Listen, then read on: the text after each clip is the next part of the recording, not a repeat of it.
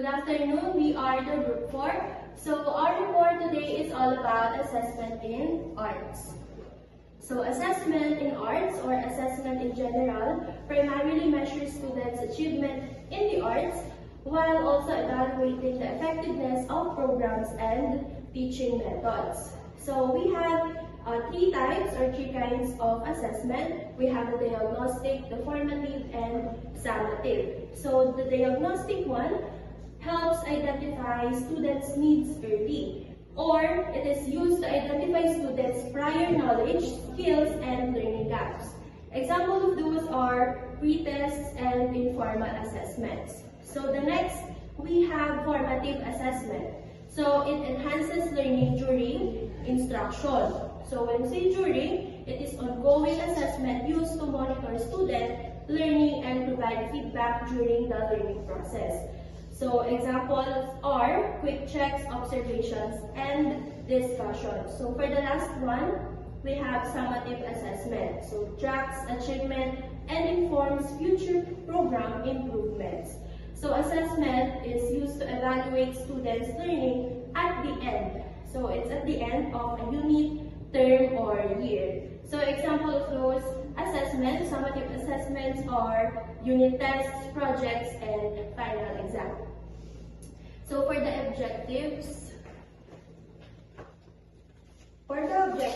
at the end of the discussion, the student will be able to develop rubrics and rating attendance assessments that will provide data as feedback in teaching and learning practices.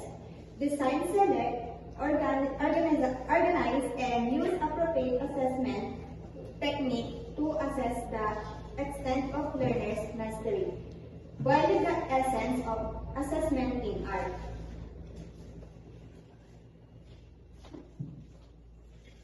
So next is, assessment should align with expectations, students' demonstrations, and teaching activities, making it an integral part of instruction.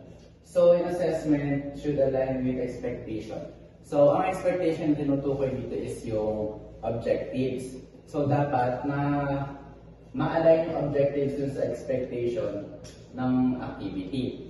So kapag nagpapagawa si teacher ng activity dito nga sa arts, yung expectation dapat yung tatlong domain ng objectives, which are cognitive, psychomotor, and affective. Dapat makukuha yun na as a goal pagkatapos ng activity. And it should be planned in advance, use varied strategies, and involve students, peers, families, and teachers.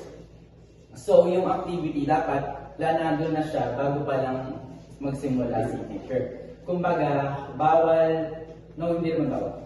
Dapat pumasok si teacher ng ready dun sa klase, dapat meron siyang lesson plan kasi hindi naman pwede na mapasok si teacher na hindi siya ready. And use varied strategies. So dito, mayroong iba't ibang strategies na hindi naman applicable sa some students. Merong applicable yung strategy na to dito lang sa student na to, pero sa isa hindi. Tapos dito kaya niyang gawin, pero dito hindi. Kailangan yung strategy ni teacher, hindi lang siya nakafocus dun sa isang students. And involve students, peers, families, and teachers. Then, sa classroom, ang activity, ang involved lang is yung students and si teachers. Pero pag nag-take home tayo ng activity, ang involved na dito yung family or parents nila na gagabayan sila sa paggawa ng activity nila. Clear assessment criteria should be established with students and made accessible. Before tayo magbigay ng activity sa mga students, dapat clear na yung instruction, yung criteria dun sa mga students kasi hindi naman pwede na bibigay mo agad yung material sa mga bata tapos hindi ka pa nagbibigay ng instruction. Siyempre magkakagulo yung mga bata. For example, binigyan mo ng crayons yung per group ng mga bata. Tapos hindi ka pa nagbigay ng criteria or instruction. Siyempre yung mga bata magkakagulo, kuhanin niyo yung kulay na ganito, kuhanin niyo yung blue, kuhanin niyo yung pink. Tapos hindi mo na siya mapipigilan. And next is both process and final product should be equally valued, ensuring a balanced evaluation of learning in the visual arts. So, kapag nag-start na yung activity, yung sa arts, dapat ina-appreciate mo na yung mga gawa ng mga students kahit na on process pa lang nila. Same din dun sa final product. So, kumbaga, appreciate the process and admire the final product.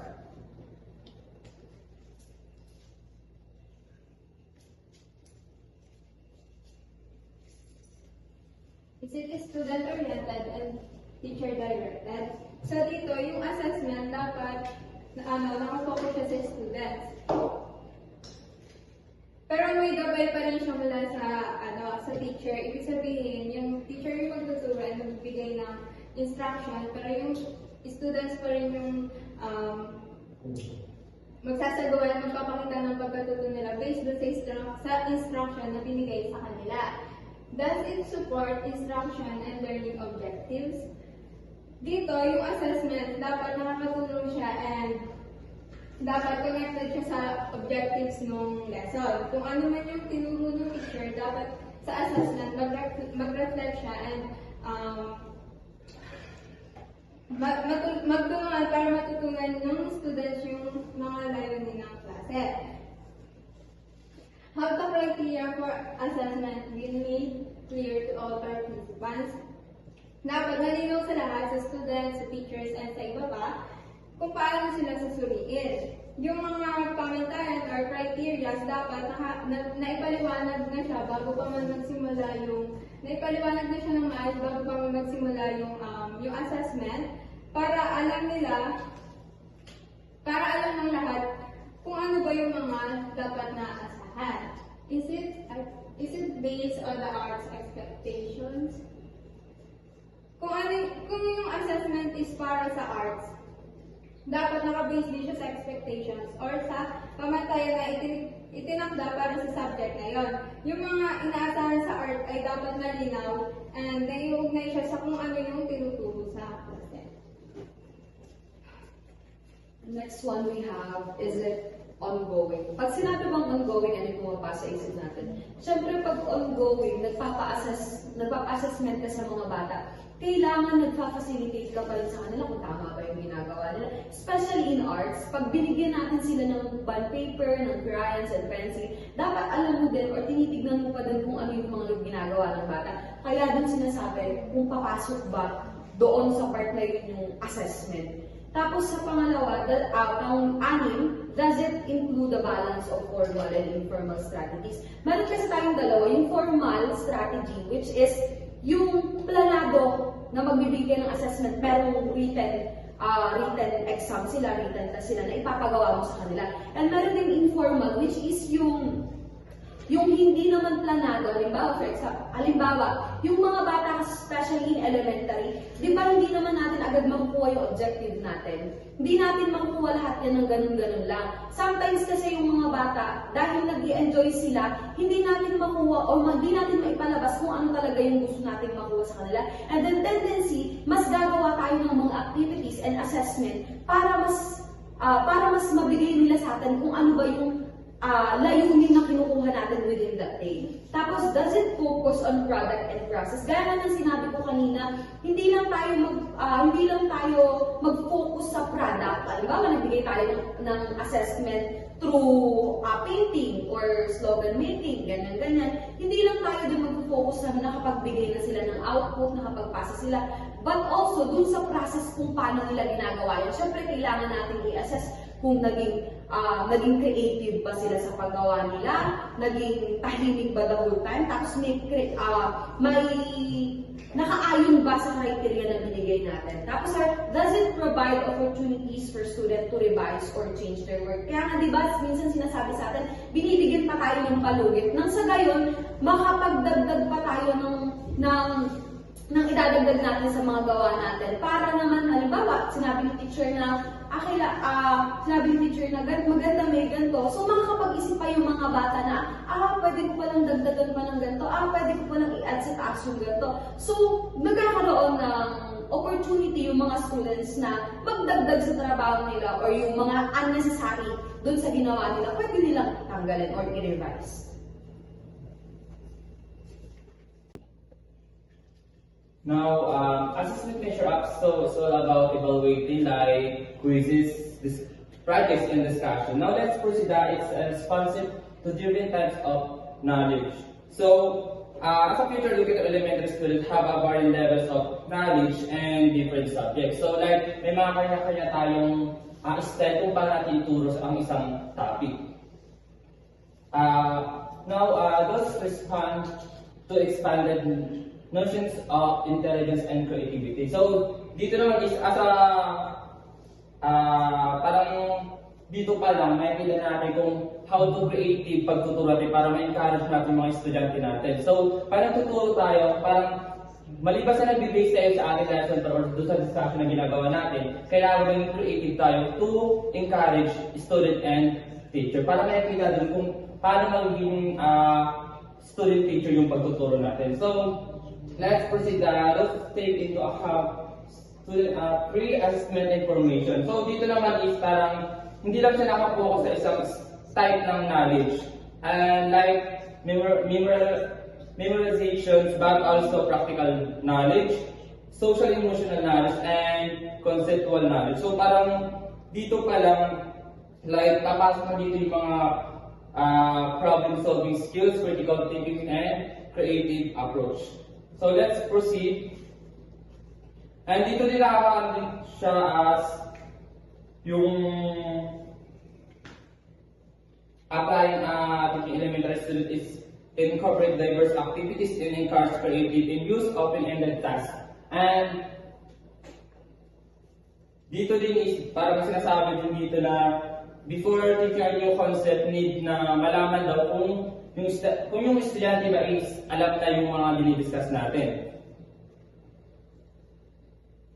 Tapos, sabi din dito is parang nakaparod din siya kung nahihirapan daw yung isang estudyante, kailangan daw natin ng kung nahihirapan daw siya sa foundational concepts is like as a teacher need that mag-provide or mag-additional support to before moving forward or mag-proceed tayo sa isang discussion na topic.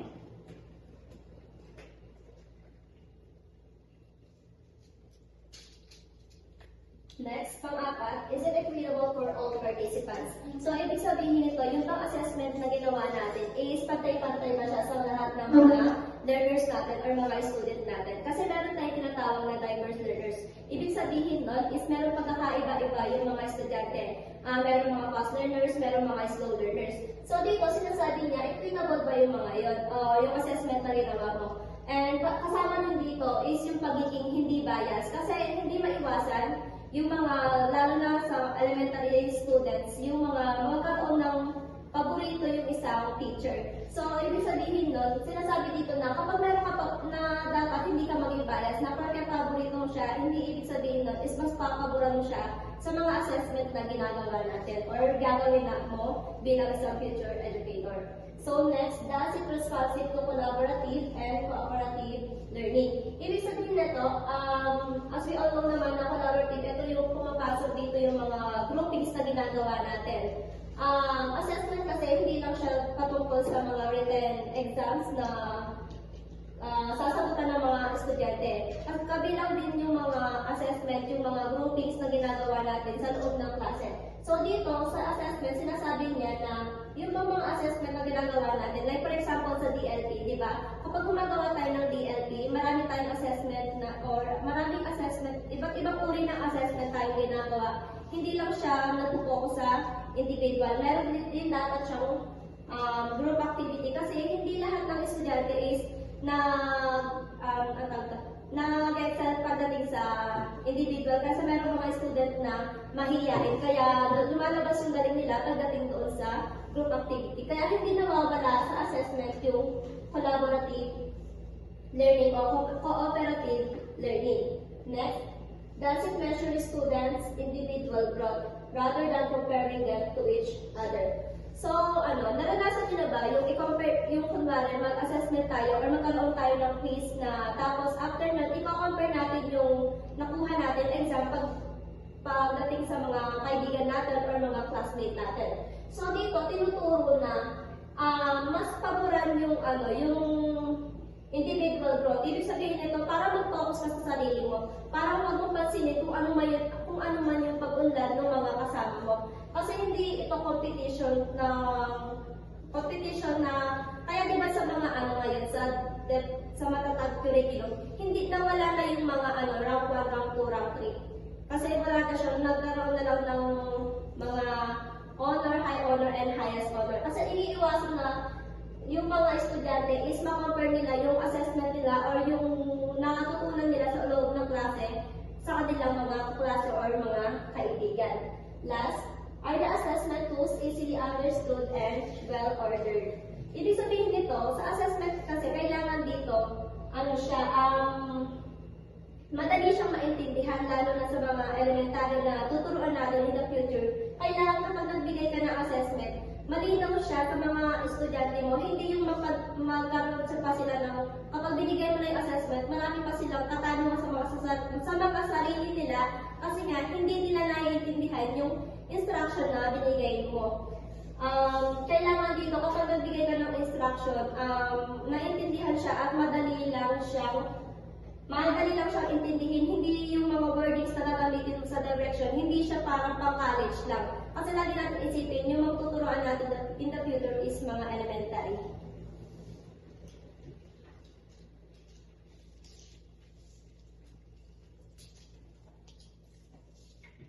Again, what is assessment? Assessment is the collecting, recording, and analyzing of data about a student's progress and achievement. So, yung purpose po nito is to measure learning and identify the students' strengths and weaknesses. It focuses on gathering data about student performance.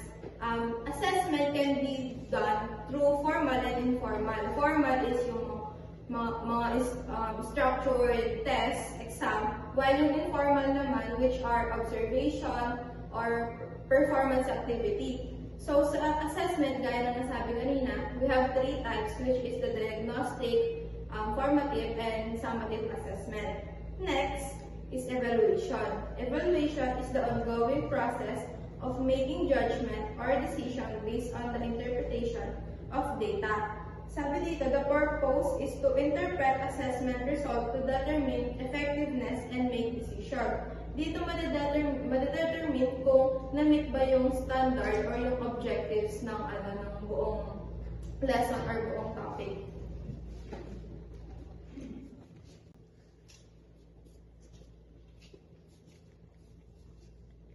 Now let's answer the following using your own paper. What are the assessment techniques to be used in the art education? For the number 1, this is an excellent way of balancing the assessment of both process and product as students can demonstrate their ideas, self-assessment, and revisions on projects. Number 2, this is a great way for students to reflect on current projects or collect images for future ones.